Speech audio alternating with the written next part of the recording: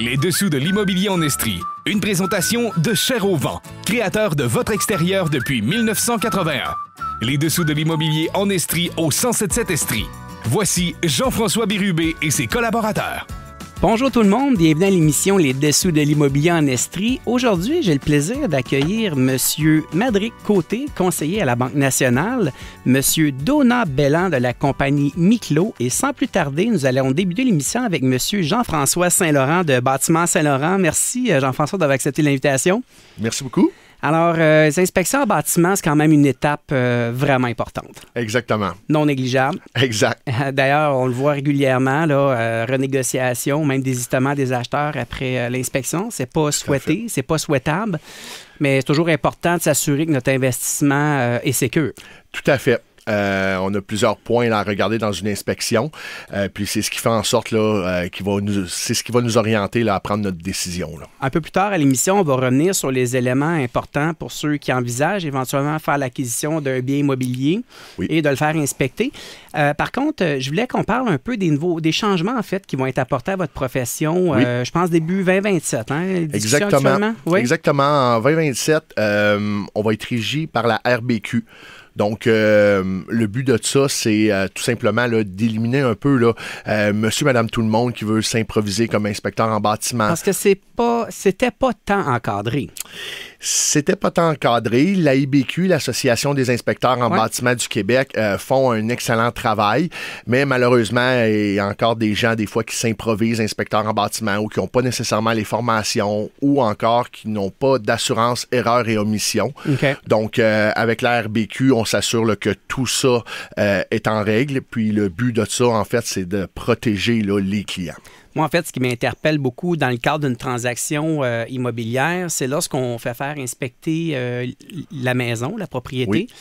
Et évidemment, que l'acheteur remet une copie du rapport d'inspection au propriétaire, donc à la personne qui veut vendre, et que pour une raison, soit que le financement tombe à l'eau, qui est refusé, ou que suite à l'inspection en bâtiment, il y a annulation de la transaction. Oui.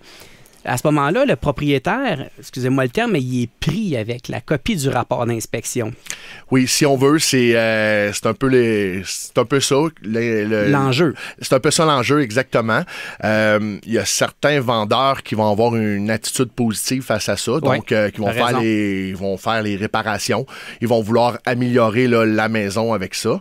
Par contre, il y en a d'autres qui peuvent tout simplement laisser carrément le rapport de côté, essayer peut-être d'engager un autre inspecteur en bâtiment pour peut-être avoir une autre version de l'inspection.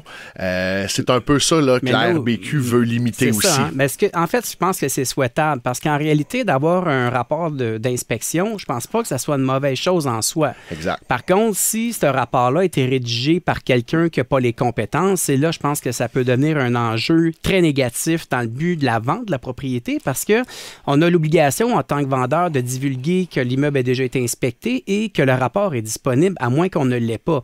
Mais s'il y a eu désistement, normalement, le rapport d'inspection, le propriétaire l'a eu. Donc, tu penses que ça va vraiment améliorer la profession? Oui, tout à fait, parce que l'inspecteur aussi va être tenu, ce qui n'est pas, en ce moment, ce qui n'est pas fait, l'inspecteur va être tenu de faire une petite enquête, donc de vérifier est-ce qu'il y a eu des rapports qui ont été faits récemment sur l'immeuble. Est-ce que les dernières déclarations du vendeur, par exemple, dans les dernières transactions, combien de fois l'immeuble s'est vendu dans les 10 dernières années? Est-ce qu'il y a eu seulement une vente ou il y a eu 3, 4 ventes? Est-ce qu'on peut mettre la main sur les 3, 4 déclarations du vendeur qui ont été faites? L'historique de la maison. L'historique de la maison, ce qui se perd un peu là, actuellement, tu sais, les inspecteurs, puis c'est correct parce que ça l'a pas été appris comme ça. Donc, les inspecteurs font leur inspection sans nécessairement, des fois, prendre conscience de tout l'historique du bâtiment. Puis en même temps, Jean-François, prends-moi pas négativement, dans le sens que, tu sais, moi, j'ai vu une nette amélioration au niveau de la qualité des rapports, de la qualité, en fait, des inspecteurs en bâtiment. Oui. Tu me surprends un peu quand même avec les changements qui s'en viennent pour 2027 parce que je croyais en fait qu'on avait déjà avancé beaucoup dans la profession. Est-ce que ça va avoir un impact aussi sur les assurances erreurs et omissions en fait que vous avez déjà? Ça n'aura pas d'impact sur notre assurance erreurs et omissions. Par contre, où est-ce que ça va avoir un impact, c'est vraiment au niveau du client, pour la protection du client. C'est vraiment ça le but. Oui, la IBQ a fait un bon travail jusqu'à présent. Par contre, le but de ça, d'être chapeauté par la RBQ, c'est qu'on devienne parfait, si on veut. Tu as déjà fait la formation là-dessus, c'est ça? Exactement. J'étais dans les 30 premiers, là, la première cohorte à être formée pour cette norme-là. Il y a quelques petits changements. Je vous dirais qu'un des gros changements, c'est que, par exemple, le propriétaire doit être présent pour l'inspection. OK. Oui. Donc, si le propriétaire n'est pas présent, on demande là, qu'il signe une dérogation. Comme quoi qu'il nous donne l'autorisation, par exemple, d'ouvrir certaines composantes, comme par exemple partir les chauffages, ouvrir les lumières, avoir accès à l'entretoit. Donc, le propriétaire va devoir nous signer un document comme quoi il nous donne l'autorisation là, d'avoir accès à sa propriété. Sinon, le propriétaire devra être présent sur les lieux de l'inspection et répondre à nos questions et faire fonctionner là, les systèmes, supposons qu'ils ne nous donnent pas l'accès. Est-ce que vous avez rencontré quelques difficultés par le passé vis-à-vis ce point-là pour qu'ils ajoutent cette recommandation-là? Je crois que c'est surtout une question que des fois, les propriétaires créaient des limitations. Par exemple, l'accès à l'entretoit. Donc, souvent dans un placard, le placard était très encombré. Donc, là, nous, on arrive, les inspecteurs, on n'a pas nécessairement le droit de bouger les meubles, de bouger les effets personnels. Donc, ça devient une limitation. Donc, là, dans un cas comme celui-là, ben là, on met un peu la responsabilité sur le propriétaire. Tu sais, s'il ne nous donne pas accès à l'entretoit, en fait, ben, tu sais, c'est un peu lui qui crée la limitation. Là. Je comprends, exactement. Donc, à un certain moment donné, c'est juste de faciliter finalement l'ensemble du processus. Exactement. Quel autre changement on peut s'attendre? En frais de changement, il y avait au niveau du panneau électrique. Le panneau électrique, c'est souvent là, un peu de confusion, si on veut, là, parce que normalement, pour ouvrir un panneau électrique, faut être électricien. Exactement, il faut être électricien. Donc, c'est un peu ça que la RBQ là, nous dit là, ici. Si on n'est pas électricien ou on n'a pas les formations requises pour ouvrir le panneau électrique, ça va devenir une limitation. Donc, à ce moment-là, vous n'auriez plus la permission d'ouvrir le panneau électrique. Exactement, à moins d'avoir la formation ou à moins d'avoir une formation en électricité. Est-ce qu'il y a une formation d'inspection en bâtiment qui va être disponible pour ça? Ben, exactement. Là, la IBQ travaille fort là-dessus pour qu'on puisse avoir une formation, puis qu'on puisse ouvrir les panneaux électriques là, de façon là, convenable. C'est vraiment intéressant. Jean-François Saint-Laurent, je vais être obligé de te couper quelques instants pour une pause publicitaire. Pas de problème. On se retrouve dans quelques instants. Excellent. Merci. Vous aimez l'émission? Vous avez des commentaires, des suggestions? Écrivez-moi à imo@cogecomedia.com. Je prendrai le temps de lire vos courriels, d'y répondre et certainement amener les sujets. Alors, imo@cogecomedia.com.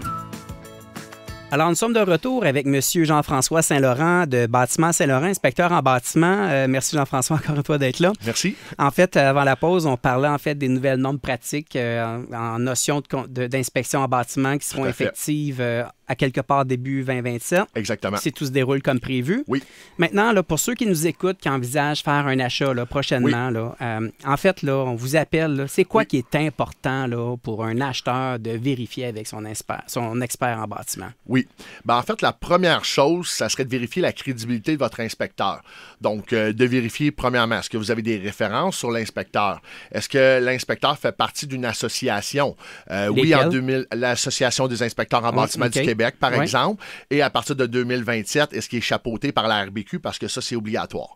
Ensuite de ça, un inspecteur qui est crédible va avoir un site web aussi, donc où ce qui va se présenter. Donc, ça, c'est des points qui sont importants. Par la suite, une fois qu'on a pris entente avec l'inspecteur va nous envoyer une convention de service, donc une entente qu'on va signer. Ça va un peu résumer là, ce qui va se passer pendant l'inspection et expliquer un peu aussi là, les modes de paiement. Parce que ça demeure quand même une inspection visuelle, Jean-François. Exactement. Ouais. Théoriquement, oui, on a certains humidimètres, on a des détecteurs... des détecteurs de chaleur, on a caméra thermique. Okay. Par contre, c'est une inspection qui se fait sans outils en général. Ouais. Donc, on n'a pas à faire de démantèlement, on n'a pas à ouvrir de murs, on n'a pas à déplacer de meubles. Même en fait, c'est pas qu'on n'a pas, c'est qu'on n'a pas le droit de le faire. Okay. Donc, heureusement, dans certains cas. Là, oui. Exactement, parce qu'il y a certains endroits qui sont très encombrés. Ou certains vendeurs qui refuseraient simplement l'inspection en bâtiment. Oui, exactement. Donc, c'est ça. Une fois qu'on a reçu là, notre convention de service, on signe la convention de service, on a pris entente avec l'inspecteur, on s'est assuré que l'inspecteur était crédible. Donc là, à ce moment-là, on se rencontre là, pour l'inspection. Oui. Puis, la façon que ça se déroule, l'inspection, il faut prévoir environ là, 2 à 3 heures, tout dépendamment là, pour un bâtiment résidentiel. Ça dépend de la quantité de neige. Oui, ça dépend de la quantité de neige, exactement. Ça dépend aussi de l'année du bâtiment, je vous dirais. Oui, tu as raison. Puis, c'est ça. Là, on prévoit environ 2 à 3 heures pour l'inspection. Puis, suite à l'inspection, il faut s'attendre de recevoir un rapport détaillé. Là. Ça, c'est très important. Le rapport détaillé, habituellement, là, va suivre quelques jours là, après l'inspection. Tout dépendamment de l'inspecteur, ça peut être 2 jours, 3 jours, maximum 4 jours. On reçoit le rapport d'inspection avec les détails de l'inspection. Puis d'ailleurs, on va toujours recommander à l'acheteur de prendre le temps de lire le rapport d'inspection avant de réaliser sa condition. Tout à fait. Et souvent, on va recommander à l'acheteur d'être présent lors de l'inspection. Exactement. On s'entend que quand on n'est pas présent pour une inspection, qu'on fait la lecture d'un rapport d'inspection... c'est assez destructeur. Destructeur et ça peut être un peu alarmant. Ou même anxiogène. C'est sûr que, tu sais, qu'est-ce qu'il faut comprendre, c'est que l'inspecteur, lui... même s'il n'y a pas de problème, par exemple, supposons que la dalle de béton au sous-sol est visible uniquement dans la salle mécanique, puis le reste du sous-sol, il y a, par exemple, un tapis sur la dalle de béton, mais c'est une limitation en soi.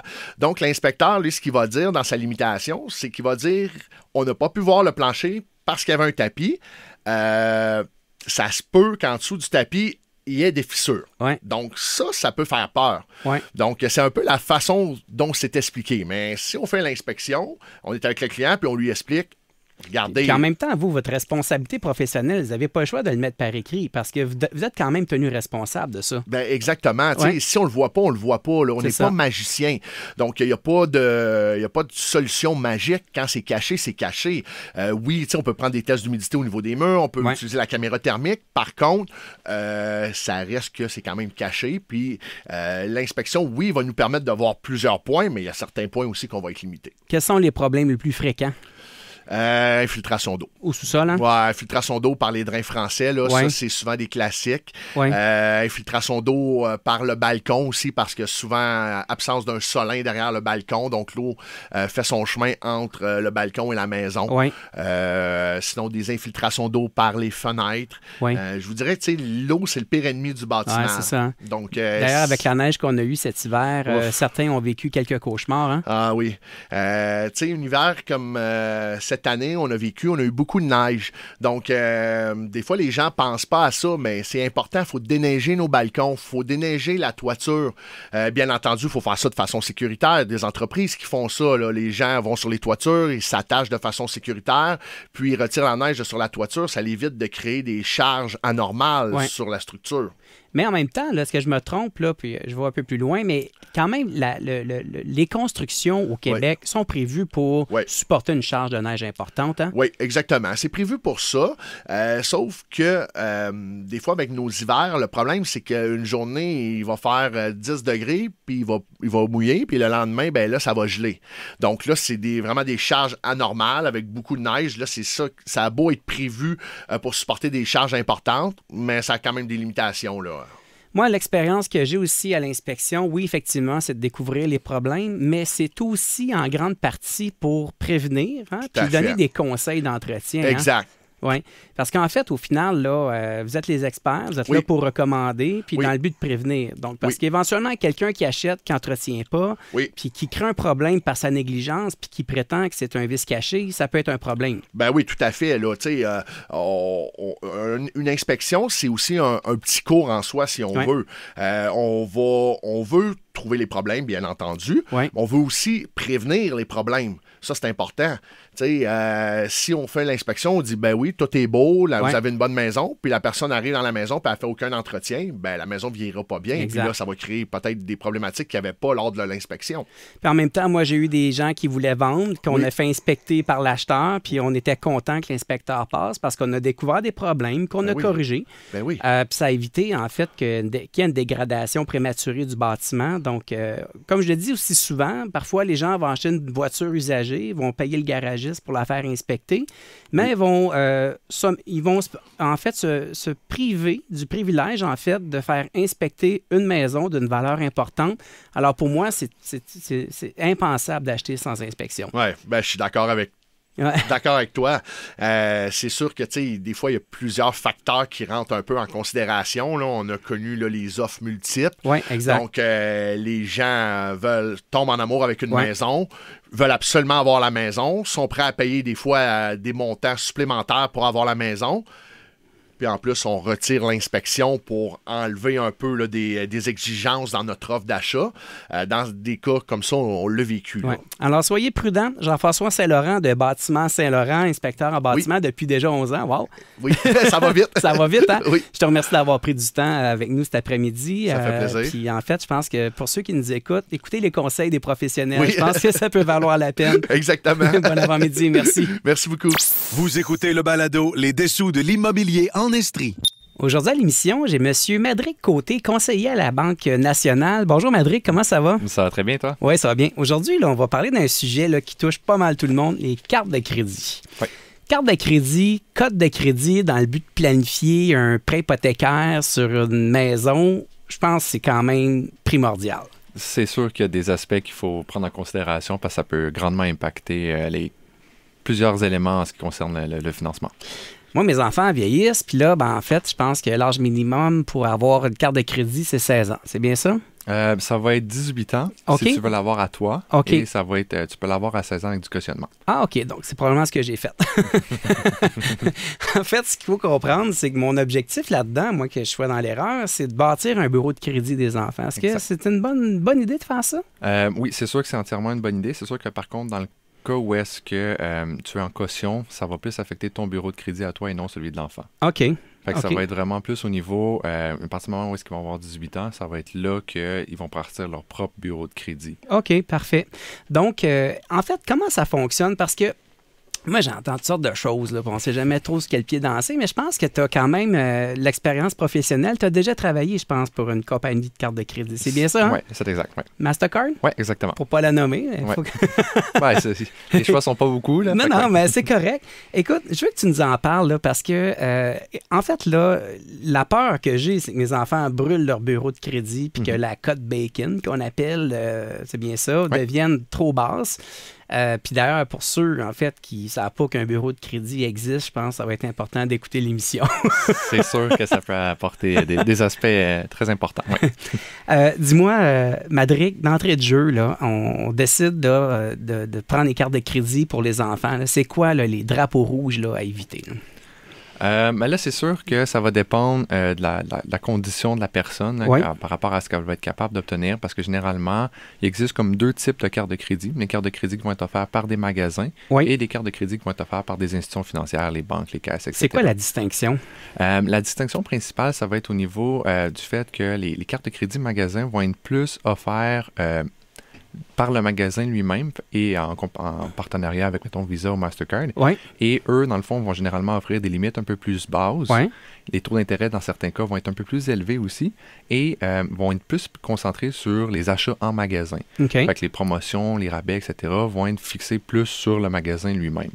Tandis que les cartes de crédit bancaires, eux, et généralement, ils vont avoir une analyse qui va être un petit peu plus élevée et tu vas peut-être avoir possibilité d'avoir une limite qui est un petit peu plus élevée, un meilleur taux d'intérêt dans certains cas, et tu vas avoir la possibilité d'utiliser des cartes de crédit presque partout. Là, c'est rendu quelque chose qui est utilisé assez souvent. Là. Partout dans le monde. Oui, exactement. Ouais, c'est ça. En fait, c'est quoi l'impact sur la cote de crédit d'avoir trop de cartes de crédit? Dans le fond, au niveau de la carte de crédit, ce que ça va venir impacter, c'est que c'est ton taux d'endettement. Ça va être principalement l'élément qui va être considéré dans les cartes de crédit.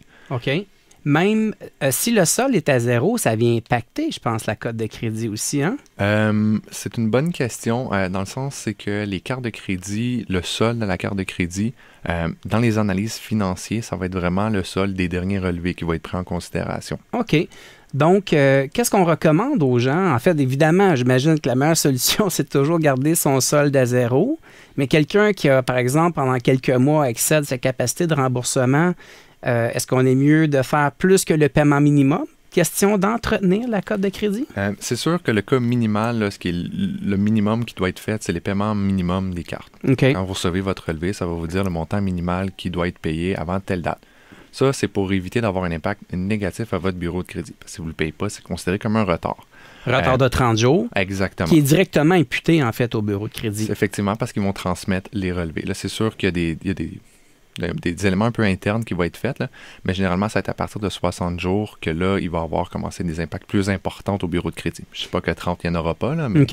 Mais en même temps, est-ce que je me trompe ou la cote de crédit, il y a 2 compagnies privées, en fait, qui Equifax et... TransUnion. C'est les 2 plus gros. C'est pas toujours le même chiffre. Non, ça c'est sûr que non, parce que TransUnion et Equifax, ils vont utiliser des algorithmes différents et ils vont utiliser des bases de temps différents aussi. Fait que ça va faire en sorte que le bureau de crédit va être différent parce que l'algorithme va le calculer autrement. Et aussi, ce qui est important de savoir, c'est que les bureaux de crédit, ils n'ont pas accès aux informations. C'est les institutions financières ou les compagnies émettrices de crédit qui vont envoyer l'information. Fait que si, je ne sais pas, moi, vous faites affaire avec une compagnie et qui, elle, transmet juste les informations à Equifax, ça se peut que TransUnion ne l'aille pas. OK. Fait que là, ça peut venir impacter le... Puis il peut y avoir des erreurs dans notre bureau de crédit. Ça, c'est sûr, oui. Mais ça, c'est pas simple à corriger. Non, généralement, il faut entrer en communication avec Equifax, puis là, ça peut être quelque chose. J'ai déjà vu, moi, des gens, en fait, en processus d'acquisition d'une propriété, faire une demande de crédit, il y a des erreurs qui se glissent. Ils ont perdu la maison dû à des erreurs. Mm-hmm.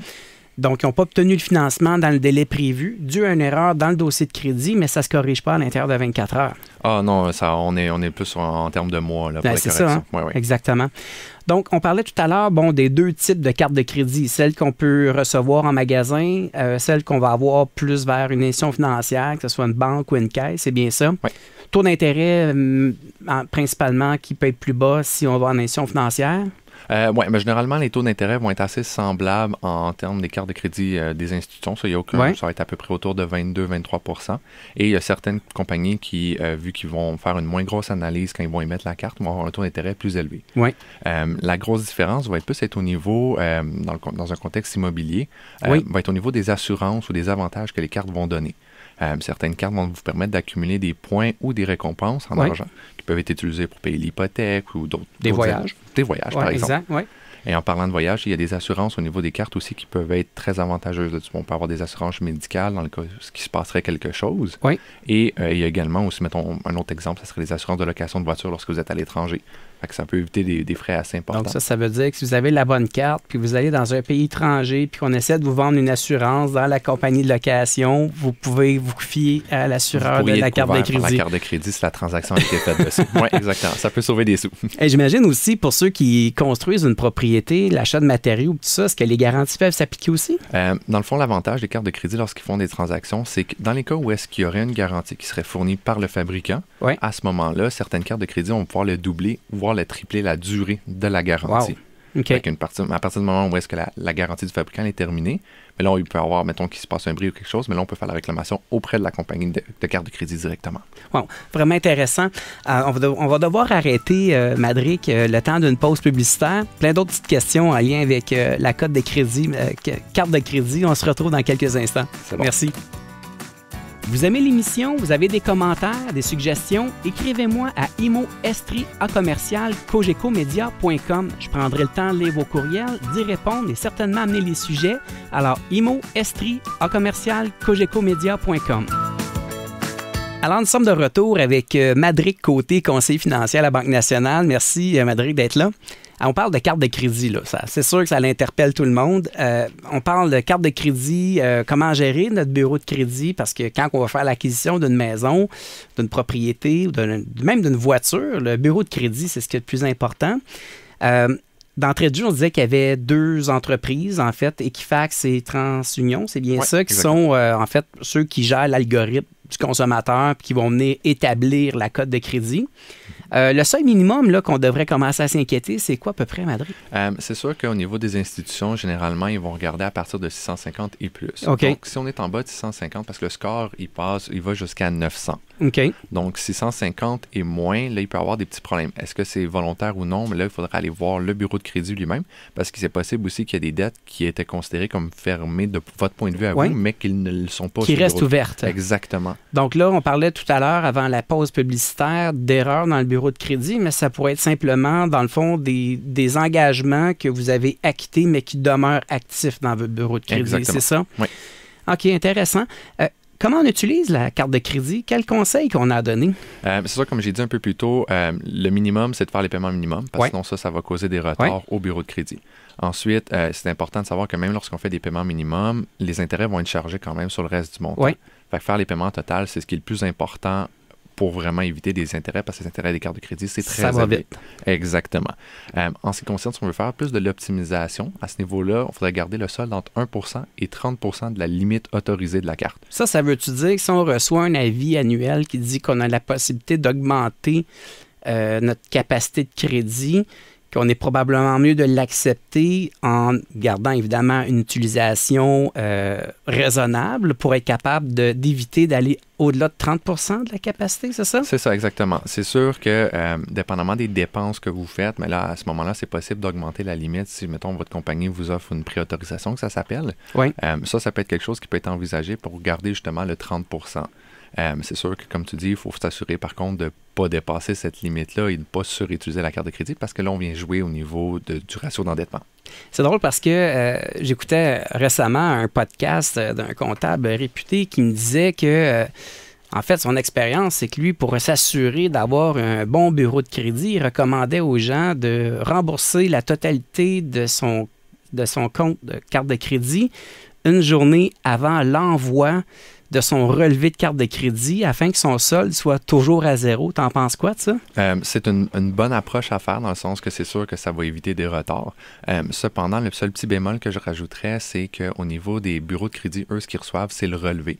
Donc, s'ils reçoivent un relevé qui est tout le temps à zéro, parce que vous venez de le payer, mais là, à ce moment-là, ils voient que vous ne faites pas une mauvaise utilisation de votre carte de crédit, mais que vous ne l'utilisez pas nécessairement. Qu'ils s'en servent pas. Exactement. Donc, c'est pas, en fait, au quotidien, le suivi, c'est au relevé. Donc, ça donne pas, en fait, un reflet exact de l'utilisation qui en est fait par le consommateur. Exactement. Ça va pas nuire au bureau de crédit. C'est un point que je veux mettre très au clair, là. Oui.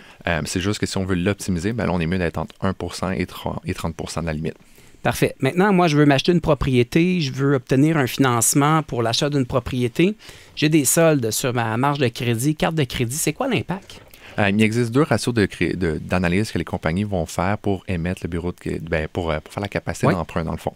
Et le premier ratio, ça s'appelle l'amortissement brut de la dette. Oui. Ça, dans le fond, ça va inclure tout ce qui est les paiements hypothécaires, les taxes municipales et le frais de chauffage. Oui. Ça, c'est le premier ratio qu'ils vont faire. Ils vont établir des seuils pour dire « mais il peut aller jusqu'à ce niveau-là ». OK. Les cartes de crédit, eux, vont venir impacter le deuxième ratio qui s'appelle l'amortissement total de la dette. Et là, ça va inclure l'amortissement brut, paiement hypothécaire, etc. Et on va venir ajouter tout ce qui est les prêts auto, les autres éléments. Ça fait mal, hein? Oui, ça, c'est sûr que ça va... C'est souvent ça, en fait. C'est l'endettement à la consommation, en fait, qui vient réellement nuire à la capacité d'emprunt d'une maison, c'est ça? Exactement, parce que l'amortissement total va prendre tout ce qui est les prêts auto et les crédits rotatifs, marge de crédit, les cartes de crédit, etc. Oui, OK. Donc, en fait, c'est pas nécessairement facile de s'y retrouver dans un monde de consommation. On est tellement sollicité, mais en même temps, on regarde la valeur des propriétés. Les jeunes qui veulent acheter une maison, je pense que c'est un processus qu'ils doivent mettre rapidement en place, une discipline de faire, en fait, je pense, pour être capable de traverser le pont, même si aujourd'hui, il n'y a jamais eu autant de programmes, en fait, pour donner accès à la propriété aux jeunes acheteurs.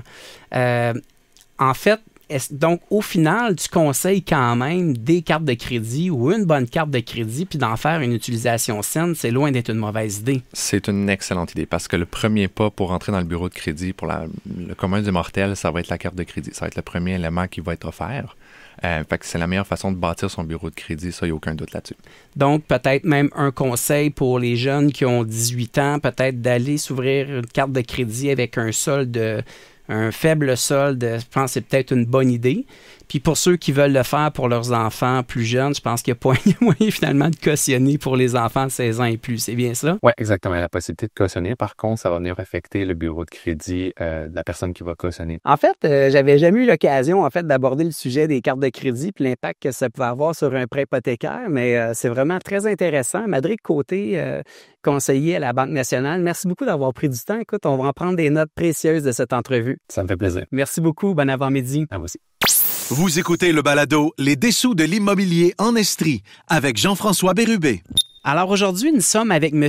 Donat Belland. Bonjour, Donat, comment ça va? Bonjour, ça va très bien, toi? Oui, super. Donat, je t'ai invité aujourd'hui. Je voulais qu'on parle. Moi, ce que j'aime, c'est le processus. Qu'est-ce qui vous a amené, en fait, à vous lancer en affaires, puis les difficultés, puis les bons côtés de tout ça. Tu es président, en fait, du domaine Miclos. C'est à Offord, c'est bien ça? Exactement, oui. En fait, tu étais de la région de Montréal? En fait, j'ai grandi à Drummondville, oui. Du côté de l'Estrie, là, dans le coin de Saint-Séphore. Puis j'ai été à Montréal pendant une vingtaine d'années. Là, OK. Là, tu as eu l'appel de la campagne. L'appel de la campagne, l'appel COVID, comme beaucoup de nos collègues ici, de nos voisins en Estrie. Le classique, en fait, ce qui est venu quand même influencer beaucoup les prix à la hausse, dû à la demande vraiment croissante. Définitivement. Les dollars montréalais ont fait mal dans la région, je pense. Oui, exactement. Mal, mais en même temps, c'est une réalité d'offre et de demande. Puis, je pense que les marchés vont finir par s'ajuster. Ça fait du bien à beaucoup de monde aussi. Oui, effectivement. Je suis d'accord avec toi. En fait, là, le domaine Miclos, c'est quoi au départ? Vous aviez le goût d'avoir un vignoble, c'est bien ça? Oui, exactement. Donc, le moteur, c'est ça. Moi, j'étais un ancien restaurateur. J'étais restaurateur propriétaire là, dans le Myland pendant 9 ans. Ouais. Puis, à la fin, là, c'est ça, la COVID pour les restaurateurs a évidemment été assez difficile. Ouais. Donc, ça a terminé mon aventure dans ce domaine-là. Fait que là, j'ai décidé de réaliser un vieux rêve, finalement. Donc, je suis allé travailler sur un vignoble dans la région de Montréal. Puis, pour voir si j'aimais encore ça, travailler la terre. J'avais travaillé dans l'Ouest canadien, là, dans mes jeunes années. Au Okanagan Valley, c'est Au Okanagan Valley, exactement. Okay. Les cerises, les pommes. Puis, fait que j'avais fait ça quand même plusieurs étés. Fait que là, je voulais voir si j'étais encore capable de me frotter à l'agriculture. C'est un bon défi. En fait, c'est un bon défi, mais on commence par où, là? Mettons qu'on a cette idée-là, on est dans la région de Montréal. Là, c'est quand tu commences par... Là, nous, on a des enfants. Donc, on commence par essayer de trouver un endroit qui se peut, à la fois au niveau... trouver une maison qui est à la fois une maison, une terre. Donc, une possibilité que ce soit les deux en même temps. Puis que ce soit pas non plus de façon trop isolée pour que... Moi, j'avais à ce moment-là des adolescents là, à l'école secondaire. Puis une petite fille à l'école primaire. Donc, ça prenait une proximité vers des écoles. D'où le choix de la région ici où on retrouve vraiment de l'excellence là, au niveau des institutions académiques. Puis là, on décide de faire l'acquisition d'une terre dans le but de planter des vignes. Là. C'est pas toutes les terres qui sont propices à ça? C'est pas toutes les terres qui sont propices à ça. Puis dans un contexte en surenchère COVID, mettons que faire des tests de sol, c'est pas évident non plus. Là. C'est pas une condition qui est facile à glisser d'une promesse d'achat. Surtout quand on arrivait. Nous, on n'était pas le premier. Là. On était la 3e offre déposée en simultané. OK, quand même. C'était vraiment le moment en 2020 où le feu commençait à pogner dans la poudre. Là. Ben avec du recul, vous avez quand même fait un bon achat, j'imagine, parce que les prix n'ont pas cessé d'augmenter depuis ce temps-là. Écoute, on l'a pas remis sur le marché pour tester les eaux, mais on se doute qu'on a fait comme tous les propriétaires puis qu'on a probablement augmenté à un rythme similaire aux autres, là, probablement. Puis là, évidemment, dans une mission d'immobilier, on parle un peu d'investissement de dollars, là, d'acheter une terre et d'espérer récolter des revenus d'un vignoble là, qui est toute jeune. ça ne doit pas être nécessairement très rentable. Non, surtout quand tu as une famille simultanément avec des enfants qui arrivent aux études. Nous, maintenant, les deux sont aux études postsecondaires. Okay. Là, on est 4 ans plus tard. Puis, c'est ça. Donc, non, c'est vraiment pas évident. D'où le fait qu'on a décidé d'implanter... pendant le temps que notre vignoble s'implante, c'est une dizaine d'années là, avant d'avoir des revenus significatifs du vignoble. Mais les premières récoltes peuvent commencer quand après? Là, je vais t'avouer, on a eu des grands défis au niveau du sol. Ça a été quand même aussi difficile d'avoir les expertises au sens où, pas difficile, mais long. Entre autres, on a reçu la visite d'un spécialiste du froid qui nous a un peu confirmé que nos craintes que certaines parcelles de notre terre étaient peu propices à une exploitation de type commercial, avec des rendements commerciaux. Donc, on a décidé de réduire là, la taille du projet là, à ce qui était possible. Là, donc là, d'où l'idée de faire des constructions, c'est bien ça? C'est que sur le même terrain, il y avait un permis de camping qui était déjà là, quand même. qu'on a converti en permis de glamping. Donc, mais en fait, c'est intéressant. Donc, vous aviez la chance d'avoir un zonage quand même ouvert. Oui, on a un zonage blanc. On n'est pas zoné agricole chez nous. C'est une ancienne terre agricole qui a été dézonée probablement dans les années 80 quand cette maison-là a été construite. Dans mon secteur, pas mal toute la rue Alfred Desrochers a été dézonée de cette façon-là. Combien d'acres vous avez? Nous, on a 40 acres. 40 acres. Ouais. Et là, vous avez pris la décision de construire des bâtiments dans le but de générer des revenus. Parce que là, le vignoble, il est encore là, mais les ressources financières ne sont pas au rendez-vous. Le premier moteur, c'était pas nécessairement les revenus. À ce moment-là, on venait de vendre notre maison en ville. On avait quand même une certaine liberté d'aller dans différentes directions, mais c'est vraiment un domaine qui s'y prête bien. Moi, je suis un ancien restaurateur. Ça recoupe vraiment ma passion là, d'hospitalité. Fait que c'était vraiment... Oui, évidemment, dans toute entreprise, on cherche à faire des revenus, c'est sûr. Mais il y a vraiment un côté... Quand on arrive à la place, c'est comme dessiné comme un resort. Là. Ça ressemble à ça. Même la maison a l'air d'un mini-resort. Oui. Et qu'est-ce que vous avez construit? Nous, on a construit des bulles, des dômes géodésiques. C'est quoi exactement pour ceux qui nous écoutent? Oui, c'est vraiment la forme d'une bulle. Il y a plusieurs personnes qui sont peut-être familières avec la yourte, là, qui a connu une certaine popularité dans les années 2000. C'est une version plus moderne, si on veut, de ça. Toute fenestrée, donc tu as une grande fenêtre de 16 pieds par 8 pieds qui donne sur le massif du Mont Harford avec un certain niveau de luxe à l'intérieur. C'est une construction qui est sphérique, donc qui est ronde. 4 saisons. 4 saisons, plancher chauffant en béton, foyer au bois à l'intérieur. Il y a un grand confort thermopompe. Il y a même une cuisine avec un lave-vaisselle là-dedans. Là. C'est quand même assez luxueux. Là, Et là, dans le fond, en pleine pandémie, là, vous décidez de vous lancer, vous faites l'acquisition, c'est une succession là, de décisions, puis vous êtes dans l'action à temps plein. Là. Oui, tu vois, comme quand on fait l'acquisition, le projet des dômes n'est même pas dans l'air. Là. On est vraiment sur le projet de vignoble, puis c'est l'analyse de la terre, l'analyse des possibilités réelles de rendement de la terre qui nous conduisent finalement à se dire, OK, on ne pourra pas vivre de ça, certainement pas à court terme ou à moyen terme. Qu'est-ce qu'on fait? Quel autre projet fonctionne? Puis on décide d'aller vers l'agrotourisme, finalement. Donald Belland, je vais devoir te couper quelques instants pour une pause publicitaire. Puis ton côté entrepreneur pique ma curiosité. Parfait. Je vais avoir plein de bonnes questions pour toi. Bon, excellent. On se retrouve dans quelques instants. Merci. Vous aimez l'émission? Vous avez des commentaires, des suggestions? Écrivez-moi à imo@cogecomedia.com. Je prendrai le temps de lire vos courriels, d'y répondre et certainement amener les sujets. Alors, imo@cogecomedia.com. Alors, nous sommes de retour avec M. Donald Belland, président du domaine Miclos, en fait, qui est initialement, qui est situé à Harford, qui était initialement prévu pour un vignoble que vous avez graduellement transformé avec la construction de dômes que vous faites la location court terme, c'est bien ça? Exact, oui. Alors, combien de dômes vous avez actuellement? On a 6 dômes en opération. Est-ce qu'il y a d'autres projets dans d'autres... Pas à court terme. Non. Je te dirais qu'on penche peut-être plus vers un complément de services pour les gens des dômes. OK. En ce moment, on regarde peut-être pour l'ancien propriétaire aimait beaucoup les garages. Donc, on a un gros garage dont nous, on n'a pas de fonction claire. C'était destiné pour le chai, mais ils vont probablement avoir des installations un petit peu plus modernes pour le chai. Donc, on va peut-être le convertir en salle de yoga. Ah, wow! Ouais.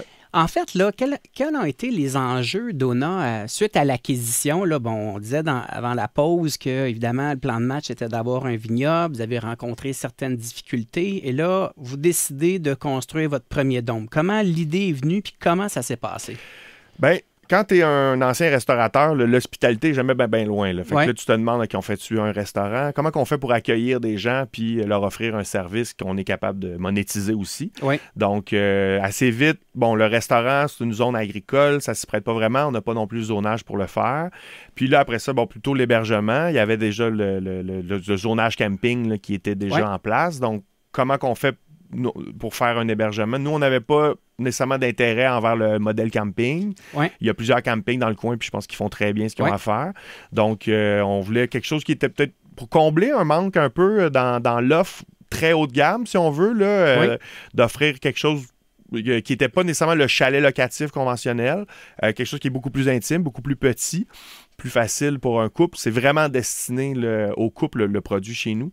Puis, ça fait... Donc, ça se démarque de l'offre massive qu'on peut retrouver à la campagne. On essaie, surtout nous, c'est un secteur où il y a beaucoup d'offres hôtelières, il y a des gros hôtels, il y a beaucoup de chalets en location. Donc, on voulait quelque chose, il y a aussi la CEPAC qui offre toutes sortes d'hébergements.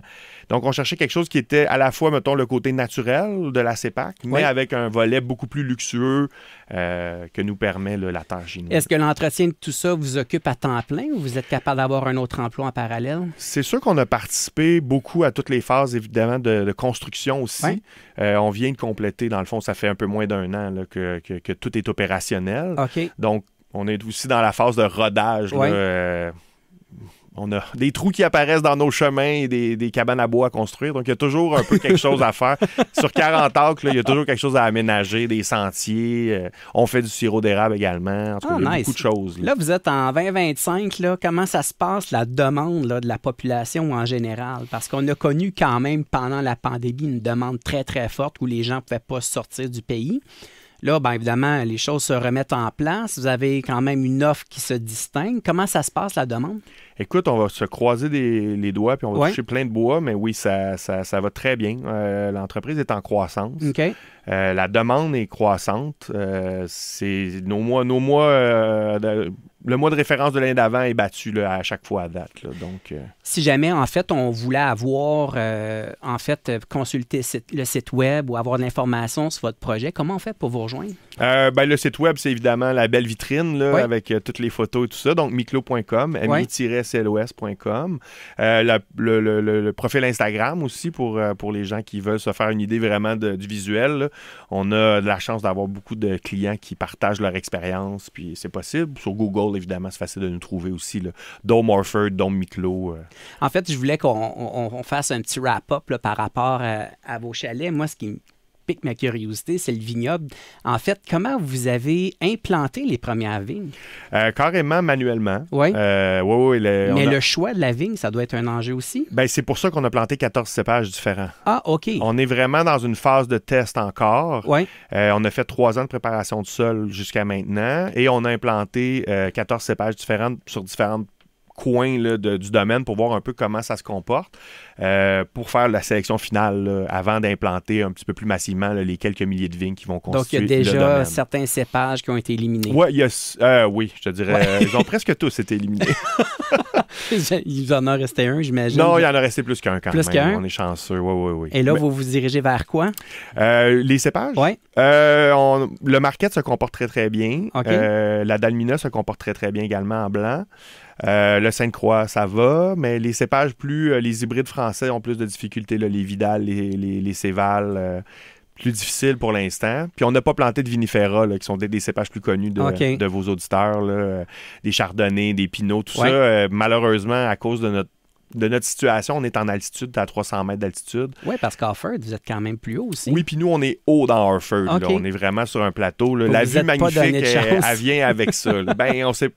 Encore une fois, le choix du site dans la COVID, on fait ça comme on peut, puis on avait d'autres paramètres que juste le vin, nous autres. Je comprends.